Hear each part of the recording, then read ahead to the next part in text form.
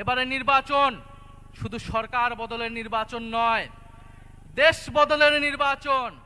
সংগ্রামী বন্ধুগণ, বলা হচ্ছে বস্তিবাসীকে ফ্ল্যাট দেওয়া হবে। বস্তিবাসী ফ্ল্যাট চায় নাই আমাদের কাছে, আপনাদের কাছে।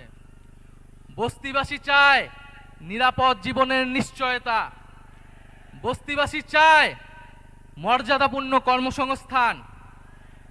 বস্তিবাসীকে ঢাকা শহরে আজ পর্যন্ত যারা ফ্ল্যাট দেওয়ার অঙ্গীকার করেছে, তারা বস্তি উচ্ছেদের পরিকল্পনা করেছে। তারা বস্তিতে আগুন লাগিয়েছে, বলা হয়েছে আপনাদেরকে ফ্ল্যাট দিব, আপনারা বস্তি থেকে উচ্ছেদ হন।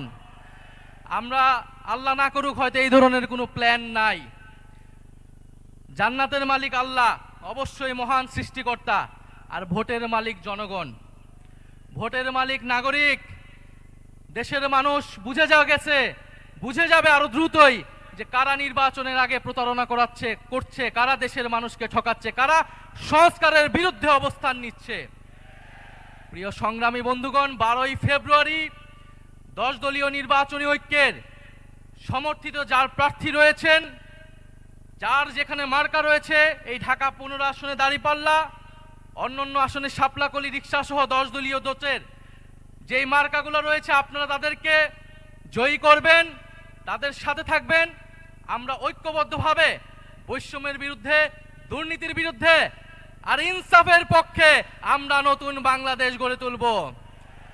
শেষে যাওয়ার আগে আরেকটি কথা, এবারে নির্বাচন শুধু সরকার বদলের নির্বাচন নয়, দেশ বদলের নির্বাচন। এবারে নির্বাচন ক্ষমতা পরিবর্তনের নির্বাচন নয়, ক্ষমতার কাঠামো পরিবর্তনের নির্বাচন। ফলে নির্বাচনের সাথে আরেকটা গণভোটও আছে। এটা অনেক দল ভুলে যায়, কিন্তু আমরা ভুলি না, জনগণও ভুলবে না। ফলে গণভোটে আমরা কি দিব? গণভোটে পরিবারতন্ত্রকে, দুর্নীতিবাজকে, বৈষম্যকে, আধিপত্যকে, গণভোটে ইনসাফে, গণভোটে 10 দলীয় ঐক্য জোটে ইনশাআল্লাহ আমরা এবারের গণভোটে হ্যাঁ জিতবে। 10 দলীয় নির্বাচনী ঐক্য জয়লাভ করে সরকার গঠন করবে এবং বাংলাদেশকে সামনের দিকে নেতৃত্ব দিবে।